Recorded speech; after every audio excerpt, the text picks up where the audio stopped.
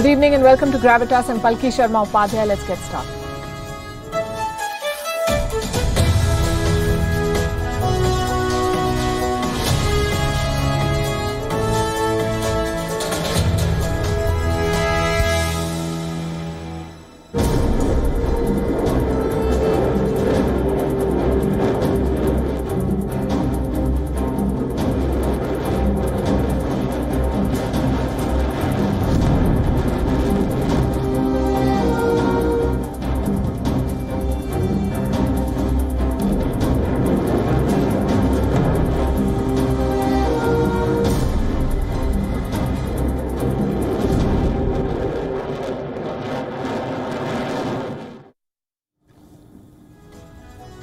The India-China border standoff is back in focus 2 years since the Galwan Valley clash. Multiple rounds of talks failed to achieve a breakthrough, and now China is indulging in fresh provocations.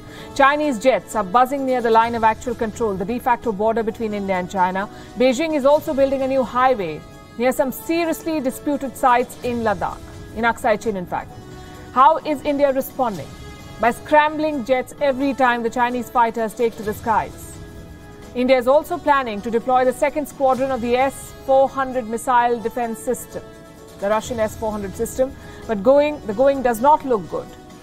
China is resorting to the same tactics that it uses in Taiwan to keep the conflict on, to keep the pot boiling. It is also building a new stealth fighter jet that has the Americans worried.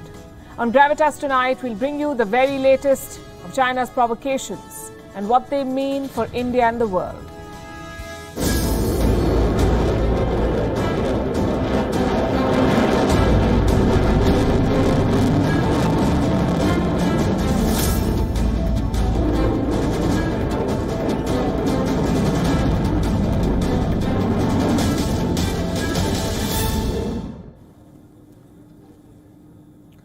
China is at it again. First, it flew jets over Taiwan, and now it is provoking India. Chinese jets are coming too close to the line of actual control, and this has happened multiple times. The Indian Air Force has responded. India scrambled its own jets to push back the Chinese, but New Delhi has more to worry about. China is also planning a new highway on disputed lands. It is also strengthening its defenses near the LAC, the line of actual control.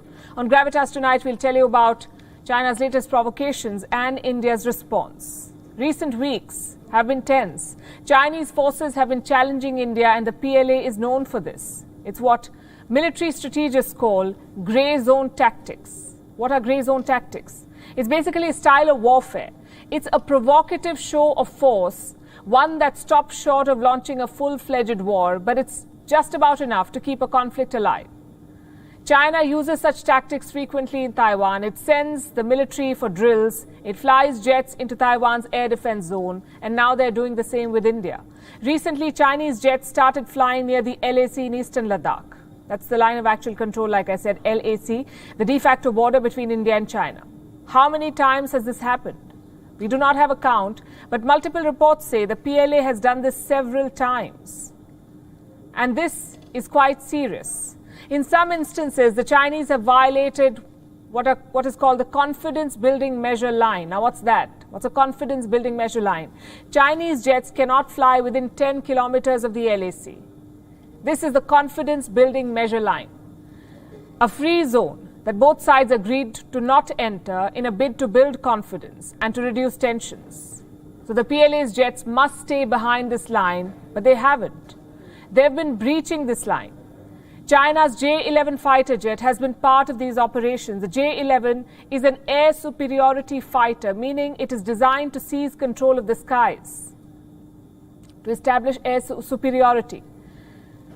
So by using it here, the Chinese are sending a message. They're demonstrating air power. Why now? Why are they doing this now? It's hard to say. Recently, the Indian Air Force chief spoke about this, and I have that statement with me. This is what he said. This is from Air Chief Marshal V.R. Chaudhary, and I'm quoting, "I cannot point to any particular reason why they're doing it. Whenever we see Chinese aircraft or remotely piloted aircraft coming too close to the LAC, we take appropriate measures by scrambling or putting our aircraft on high alert. This has deterred them quite a lot." The Indian Air Force has been deploying some of its most lethal fighters like the MiG-29 and the Mirage 2000. So India too is boosting its defences in this region. The plan is to add the Russian-made S-400 missile defence system. It will be deployed to the LAC and will be operational in about 2 to 3 months. How will the S-400 help? It will help because it has a lot of capabilities. The S-400 can detect and destroy hostile fighters. It can also neutralize strategic bombers, drones and missiles. And it can hit a target at long range. So India is responding to China militarily. It will have to do more though, because China is repeatedly challenging India's sovereignty, not just in the skies, but on land too. Beijing wants to build another highway through Aksai Chin. It will be called the G695 National Expressway. This highway will connect Xinjiang with Tibet. China, remember, already has one highway that passes through Aksai Chin. It is called the G219. This highway, G219, was built in the 1950s. At that time, the highway had caused a lot of controversy. And the response to this second one, the proposed one, will not be any different. Now, why are these highways problematic? Because China has occupied Aksai Chin. This is territory that India claims as its own. So any construction here is seen as a violation of India's sovereignty. The other problem is the route of this new highway. Reports say it will be built close to the LAC, the line of actual control. It will be in the proximity of several disputed areas. Which areas? Well, we cannot confirm them, but reports say the new highway could be built near the Depsang Plains, the hot springs, and the Galwan Valley. And now you see the problem. These areas are at the center of India's ongoing border standoff with China, and Beijing plans to build a highway near them. What does all of this tell you? That China is not interested in settling the standoff peacefully. It never has been. And it has no intention of de-escalating anytime soon. We have Chinese jets in the air and new infrastructure near disputed areas. These are essentially pressure tactics. At the end of the day, China only wants to challenge India militarily, and it uses what we call grey zone tactics to keep these conflicts alive. The world is alarmed by China's actions. The US says the Chinese military has become, quote-unquote, more aggressive and dangerous. Mark Milley is America's top general. He says the number of intercepts by Chinese aircraft and ships has gone up significantly. Beijing is also building stealth fighters to fly under the radar. Now, it's a program that scrapped earlier. But with tensions with the US rising, China has revived this program. It wants more firepower, more advanced military capabilities. In fact, let me show you some photographs. These are said to be the prototype of the new stealth fighter plane. And India is watching these developments very closely as it responds to China's deceptive moves. Today, Chinese President Xi Jinping also sent a letter to New Delhi. It was for Draupadi Murmu, the new president of India, who's taken oath today. It was a letter of congratulation. Xi Jinping said that he wants to work with India and to, quote-unquote, enhance trust. But like we just showed you, his army's actions are achieving the opposite, breaking trust. Until China disengages completely at the border, there can be no trust between New Delhi and Beijing. And the stalemate seems never-ending, just like the war in Ukraine is turning out to be, which, by the way, has been on for 152 days now, the war in Ukraine. 152 days, and one man has become the face of this crisis, Volodymyr Zelensky, the president of Ukraine. In his olive green T-shirt and his endless videos, he's tried to project himself as Ukraine's emblem, as the protagonist of the Ukraine story. But is brand Zelensky crumbling under Russian bombardment? I ask this because Zelensky has launched a purge. Hundreds of Ukrainian officials are facing action. This week, he fired 2 top officials. He's accused them of betrayal, of collaborating with Russia. He has accused his own people of treason. Who are these officials? I'll tell you about the top 2. Irina Venediktova, the prosecutor general, and Ivan Bakanov, the head of the State Security Service. Both have been fired and both are now under investigation. In fact, a total of 651 people are being probed for treason in Ukraine. Zelensky accuses them of working for Russia. His critics say he's basically cracking under pressure and shifting blame. The fact is, Ukraine has lost some key towns and regions to Russia in the past few months. Luhansk, Donetsk, Mariupol, Melitopol, Severodonetsk, Izium and Kherson.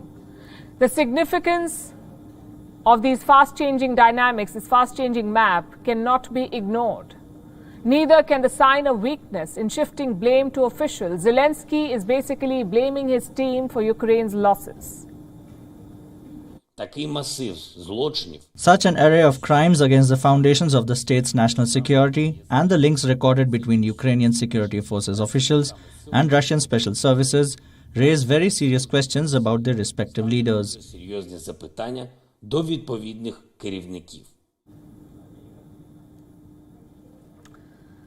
Think about it. The Zelensky who made all of these videos on Ukraine's determination and unity is now investigating more than 600 of his own people for treason. He's firing some of his closest aides. Bakanov, for example. He's been with Zelensky for a long time now. They're childhood friends. They worked together as entertainers. When Zelensky was a comedian, Bakanov was his lead director. When Zelensky became president, he trusted Bakanov with Ukraine's domestic intelligence agency. And now he's blaming the same man for intelligence failure. His removal has been the most significant shake-up in the government since this war began. And it's also very telling. In fact, most leaders tend to become unpopular during wartime. Britain's Winston Churchill was an exception. And Ukraine's Zelensky so far has been an exception too. Ever since the war began, he's been going to the front lines, recording videos with troops, addressing world parliaments, and in every address he's been showcasing Ukrainian solidarity. So when the same Zelensky publicly questions the loyalty of his own officials, his top officials, it does force you to read between the lines. Is Zelensky's morale taking a hit? That's what his critics say. The president himself wants you to believe otherwise. This weekend he told Ukrainians that Russians are the ones losing hope, and that the people of Ukraine should celebrate. Good health to you, fellow Ukrainians. An important symbolic week begins tomorrow, the week when we will first celebrate the Day of Ukrainian Statehood on July 28. For the first time, celebrate at the time of such a brutal war in the 6th month of it, after 8 years of war in Donbas. But we will celebrate, despite all, because Ukrainians cannot be broken. The state-building experience of Ukrainians, our culture, our identity, Ukrainian character are more than 1,000 years old.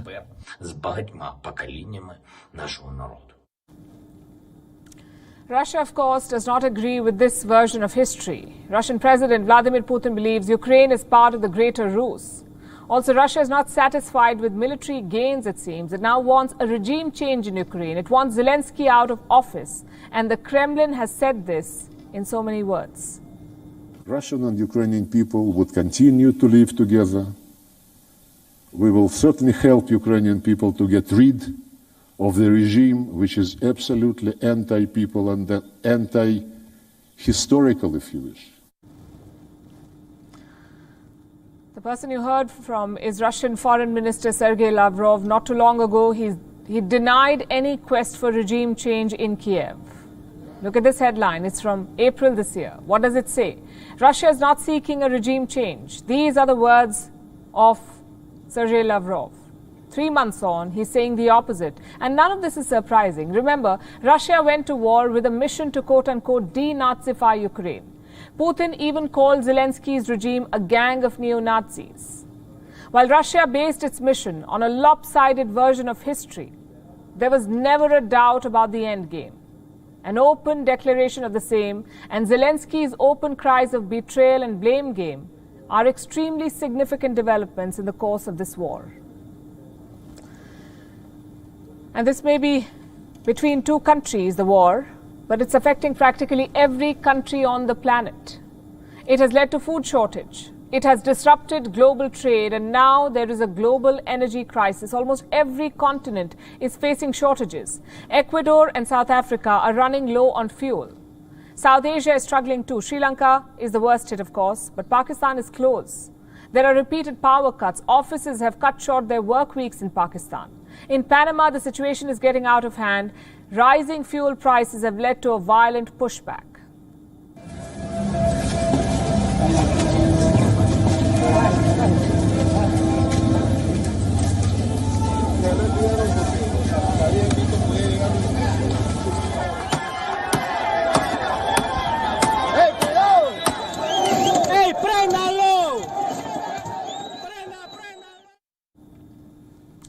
Protests are on in Ghana, Cameroon, Argentina and Peru too.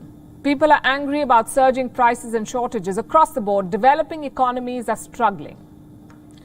What about the developed nations? Well, they've managed fine so far. The US is facing a slowdown, but it could avoid a recession. That's what their Treasury Secretary, Janet Yellen, has said. She believes that a downturn is no longer inevitable. And she gives two reasons for that. Number one, the unemployment numbers. Unemployment still remains low in the US. Less than 4% of Americans don't have a job, which is obviously a good thing. It's a low figure. Reason number two is consumer spending. It is not growing at a rapid pace in the US, and that helps when you're trying to contain inflation. Simple economics. Less spending means less demand, and less demand means less price rise. In the month of May, consumer spending in the US grew by 0.2%. So they may just be able to avoid a recession. It's still early days, but that's the projection. But what is clear is that their economy will slow down. Yellen says it's unavoidable, the slowdown. Plus, they have another problem. The US dollar is becoming stronger by the day. Today, it is the strongest it has been in a generation. Now, why is that a problem? Why is a strong dollar a problem? A strong dollar hurts businesses. Businesses in America and elsewhere are losing billions because the dollar is more expensive now. You see, multinational companies earn in other currencies too. But when they convert those earnings into dollars, they have lesser money, lesser value. Let me give you some examples. Computing giant IBM has issued a warning. The company says it will lose as much as $3.5 billion in revenues because the dollar is strong. Johnson & Johnson could lose $4 billion in sales. Cigarette manufacturer Philip Morris stands to lose $500 million. Netflix estimates it has taken a hit of $339 million in sales. Like I said, these are multinational companies. A large chunk of their revenues comes from outside the US.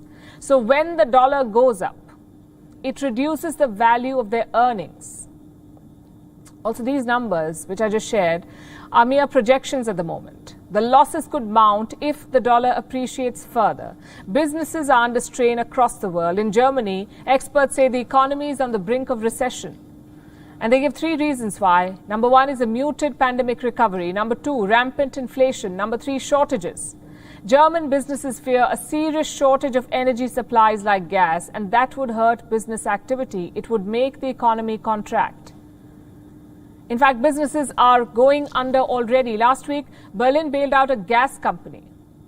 It was the largest importer of Russian gas. We know that Russia has cut supplies to Europe over Western sanctions. Now, this company could not survive those cuts.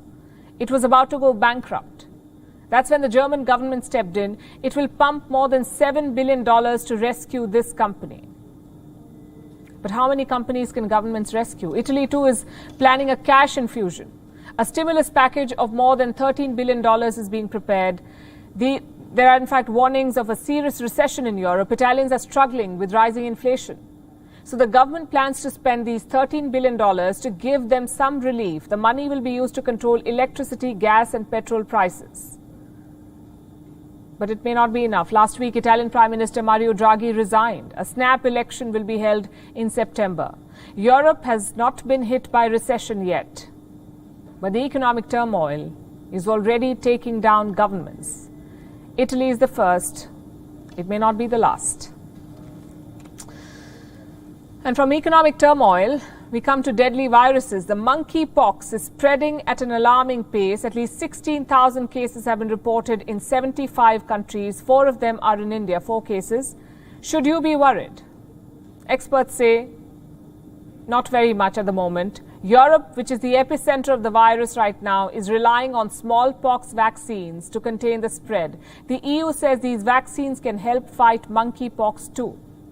Now, reports say this development puts India at an advantage. How exactly? Our next report explains. Do you know people who have monkeypox? Yeah. 75 countries, 16,000 cases, and 5 deaths. Have we not learned our lessons from the monkeypox virus is spreading rapidly. This was that one that I showed you on my arm. Former patients have chilling stories to tell. I guess. I don't want anyone to have to go through what I went through. Vaccines are running out of stock. As you can see, 9,200 appointments went in about 7 minutes. So demand is significant. If we all get monkeypox, monkeypox. There are protests over the failure to contain this outbreak. And the WHO has declared the monkeypox virus a global health emergency. For all of these reasons, I have decided that the global monkeypox outbreak represents a public health emergency of international concern. So what exactly is this virus? Where is it spreading? What are the symptoms? And how effective are the vaccines? Let's take this one at a time. First question, what is this disease? Israeli doctors say it could be a new kind of sexually transmitted disease, given how most of the cases are among men who have sex with other men. But medical experts say it's too soon to designate the virus as such. So where did the virus originate? The first cases were reported in the Congo Basin and West Africa. And how does the virus spread? It spreads by contact with. So where is the virus spreading? Right now, Europe is the epicenter. 25 countries have reported an outbreak. They account for 85% of the global cases. The virus has reached India too. On the 14th of July, the first case was reported. The patient was a 35-year-old man who had just returned from the UAE. The one case reported yesterday, he came from the UAE, and almost 11 persons who have travelled along with him in the flight has been under surveillance now. Since then, India's case tally has risen to 4. What is India doing to curb the spread? It is focusing on high-risk groups. The National AIDS Control Organization, or NACO, has been asked to frame guidelines. What about the rest of the world? Well, the EU has approved smallpox vaccines to fight the virus. They say these vaccines can help eradicate monkeypox too, given the close link between the two viruses. According to the CDC, smallpox vaccine is at least 85% effective against monkeypox. That said, this development might put India at advantage, thanks to its experience with smallpox immunization.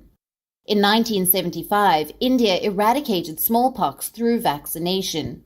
Even today, the vaccine is mandatory for children in India. Now, with the smallpox vaccine being touted as an effective tool for monkeypox too, experts predict that Indians might not be at much risk against this disease, for the simple reason that most of them have already been immunized. Viruses, however, are known to evolve in unpredictable ways, so it's important to not let our guard down. Bureau Report, WION, World is One. Our next story is from Pakistan, a country on the path of default. It could be the next Sri Lanka. We've been saying this for a while. Their former Prime Minister says so, and the numbers for once bear him out. Last week, these rankings were released. They showed countries at the highest risk of default, economies that will most likely not be able to pay their debt. Topping the list is El Salvador, followed by Ghana, Tunisia, and then Pakistan. It's on the 4th spot. In fact, Pakistan is the only Asian country in the top 10.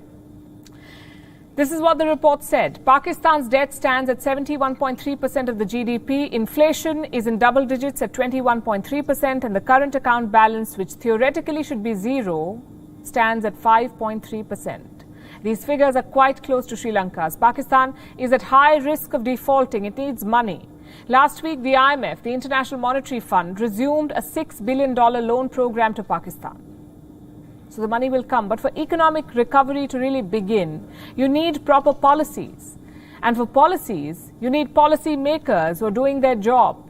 In Pakistan, policy makers are busy in a tug of war for power. We told you about what happened in Punjab, the Punjab province, last week. Imran Khan's party PTI won the by-polls. They got the mandate to form the government in that province, but they could not form a government. On Friday, a vote was held to elect the chief minister. Nawaz Sharif's party, the PMLN, which had lost the by-poll, got 179 votes. Imran Khan's ally, the PMLQ, which won this election, got 186 votes. But the winners could not appoint their chief minister.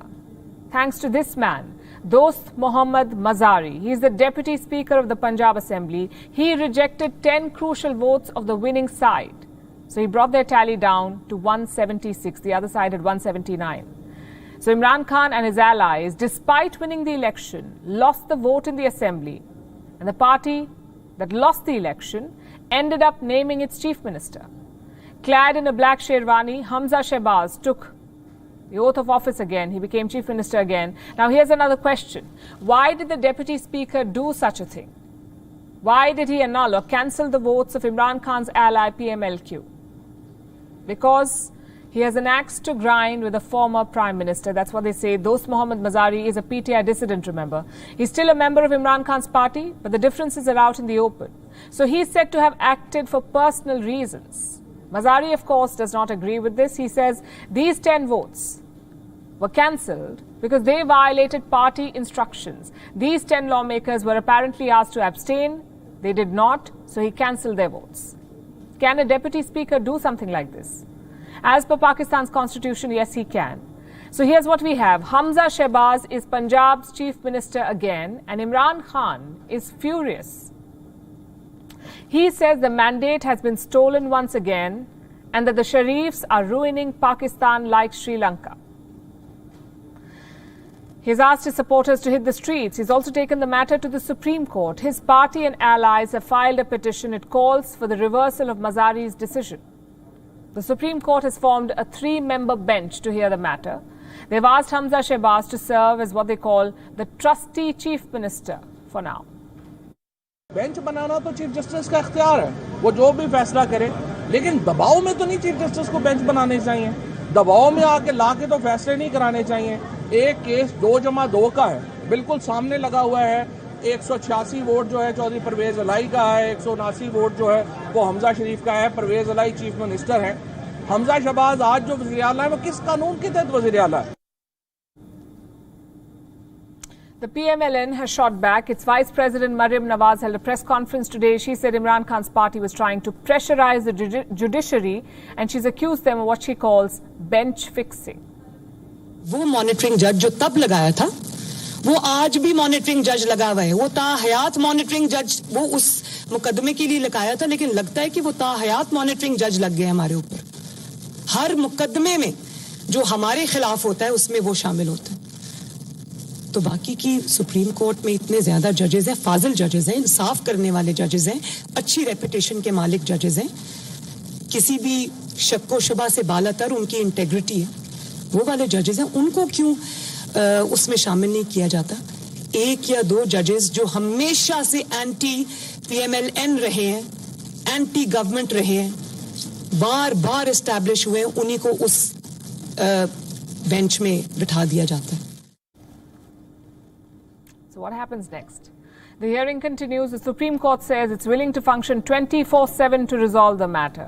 We'll keep track. Our next story is about artificial intelligence. And I'll begin with a set of questions. How intelligent is artificial intelligence? What if it outsmarts us? AI has been linked with all things future. But do we really want a future that is dominated by AI? What if that future is already here? Recently, a robot went rogue. It assaulted a child and broke his finger. Why? Because the child tried to outsmart the robot. It tried to outsmart AI. Take a look at this.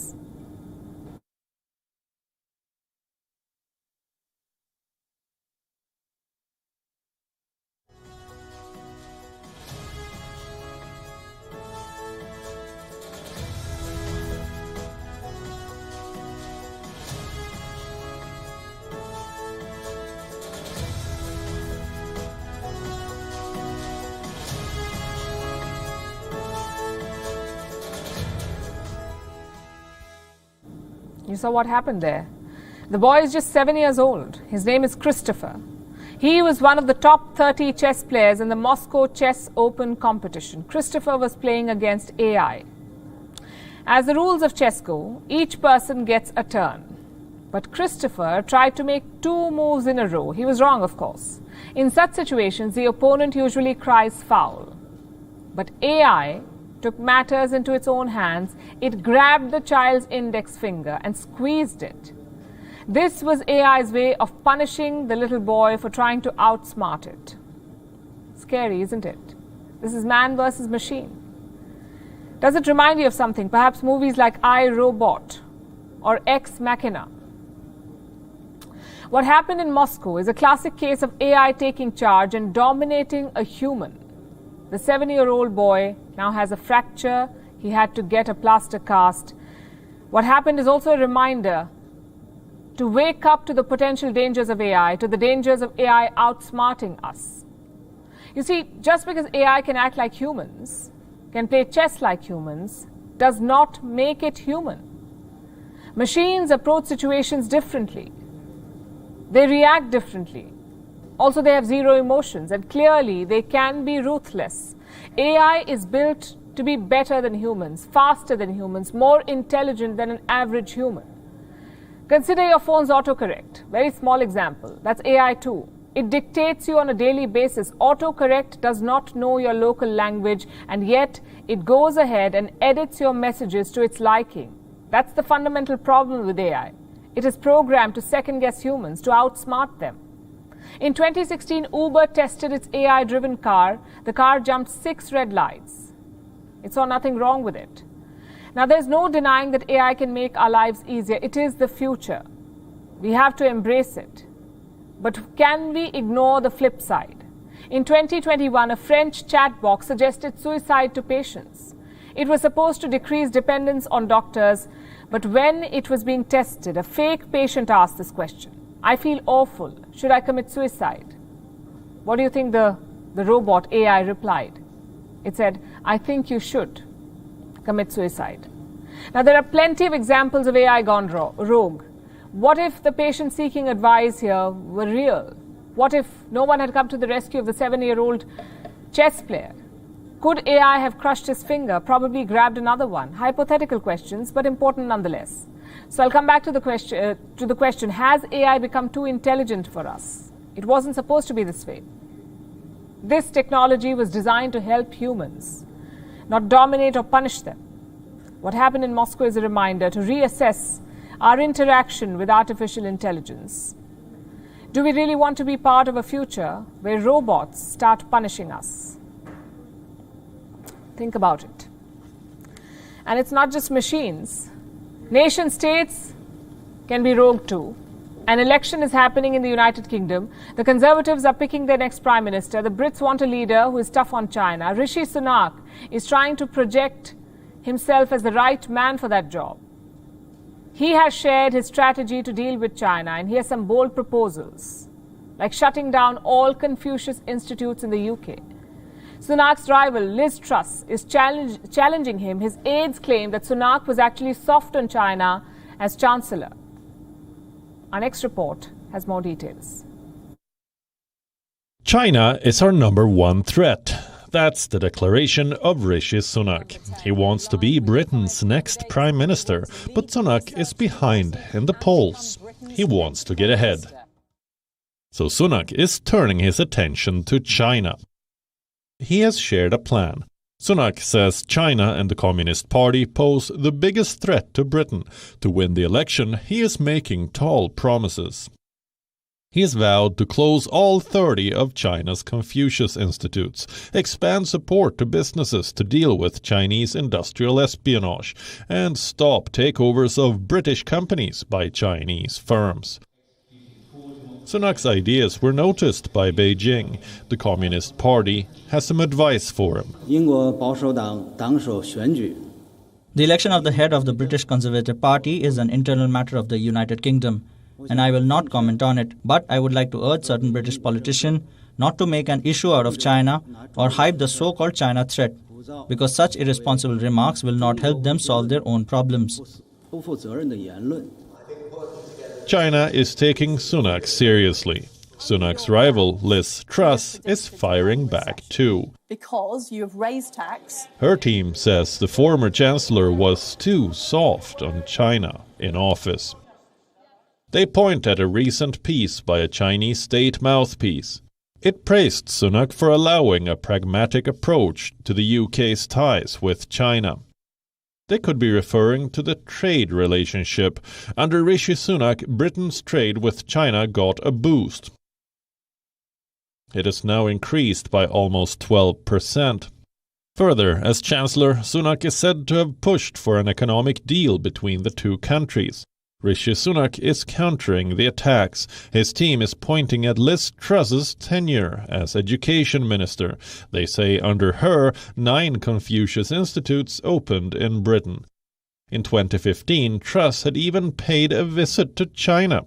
He was then the Secretary of State for Environment, Food and Rural Affairs. At that time, she described China as a key global economic partner for the UK. But now, China is political kryptonite. Last year, a poll was conducted. British citizens were asked about their views on China. Almost 79% of the respondents labeled China as a threat to security. So, appearing tough on China is now a necessity for these two candidates. And it's taking money out of people's... Our next story is from Canada. Over the weekend, it received a special guest, Pope Francis, the head of the Catholic Church. He's in Canada on a quote-unquote pilgrimage of penance, a tour to apologize for the Church's crimes in Canada. What crimes? Torturing thousands of Indigenous children at residential schools, subjecting them to starvation and sexual abuse, and burying them in unmarked graves. Those crimes unfolded between 1881 and 1996. But they were revealed in 2015. 7 years on, the Pope is visiting Canada to say sorry. But are there any takers? Here's a report. Pope Francis is on a pilgrimage of penance, a 6-day tour of atonement to Canada. What is the purpose? To seek forgiveness from Canada's Indigenous people whom the Church had wronged. Between 1881 and 1996, the Roman Catholic Church tormented over 150,000 Indigenous children. It separated these children from their families at residential schools. Many of these children were starved, beaten, and sexually abused. Some were even buried in unmarked graves across Canada. Canadian leaders knew about the Church's crimes since 1907, but they did not act until 2015. That year, a landmark report was released. It blew the lid off the Church's crimes. The Pope is now in Canada to apologize for this, also to atone for the Church's sins in the country. He plans to visit Indigenous communities and seek their forgiveness. The question is, will he get it? Indigenous leaders are already dissatisfied with the Pope's tour. They say his visit is less about them and more about the Church. And that's a part of the problem we've had with the Church, is that they have not been really including us in the proper planning of this process. It's been very unilateral, and we don't feel that it has been about survivors. It has been more about the Church. I think this visit is kind of long overdue. Maybe it's something that should have happened many, many years ago. Maybe the start of reconciliation would have started then. The penance tour will go ahead nonetheless. It will include stops in Alberta, Quebec, Nunavut, and British Columbia. Over the years, several unmarked graves have been discovered in British Columbia, confirming the Church's cultural genocide in Canada. In 2018, the Vatican was asked for a formal apology, but the request was rejected by Pope Francis himself. He was worried that an apology may invite potential damages too. 4 years on, he has had a change of heart. He is saying sorry for the past. But the Indigenous people want more than words. They want reparations from the Church. In 2013, the Church promised to pay 25 million Canadian dollars in damages. Has the promise been fulfilled? Last we checked, only 1.2 million of that amount had been paid. The itinerary and agenda for the Pope's penance tour does not mention anything about paying the remaining amount. Bureau Report, WION World is One.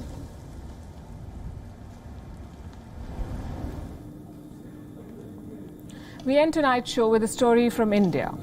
It's a story of hope. It's the story of India's President, Draupadi Murmu. She's 64 years old. She's India's youngest and first tribal president. The story of Murmu's struggles shines brighter than any party colour. It's a series of firsts, and it's inspirational to say the least. Murmu was born into a Santali family in the Indian state of Odisha. Santals are among India's most marginalized communities. They are an ethnic group with a population of around 5 million. Most Santals work in agricultural fields or as coal miners or daily wage laborers. Murmu was the first woman in her village to go to college. She began her career as a teacher. She went on to become a government clerk before choosing to enter politics. Murmu was elected to the state legislature twice. She also held diverse ministerial responsibilities. She went on to serve as the governor of the state of Jharkhand, and all through her rise, she remained rooted to her origin and committed to her people.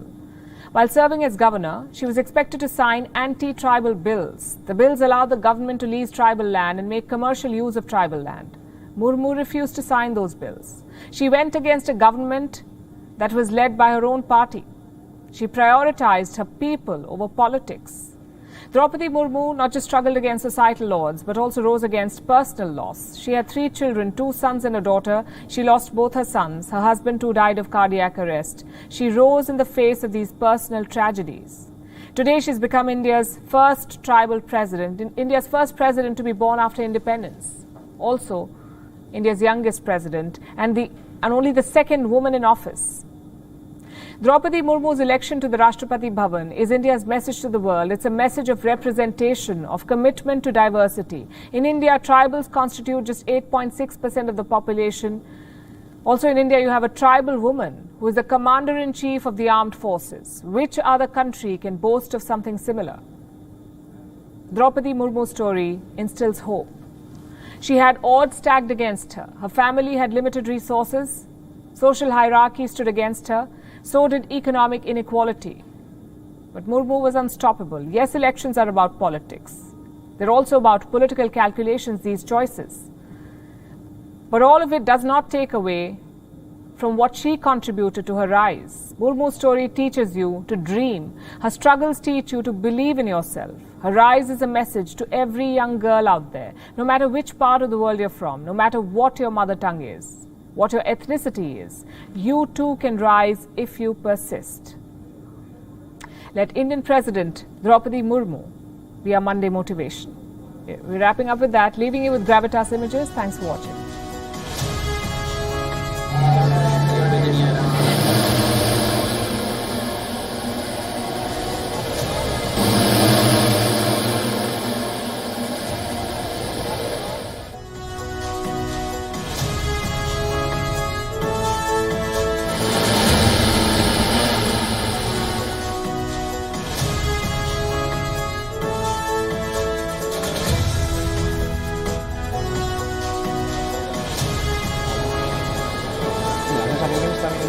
Yeah.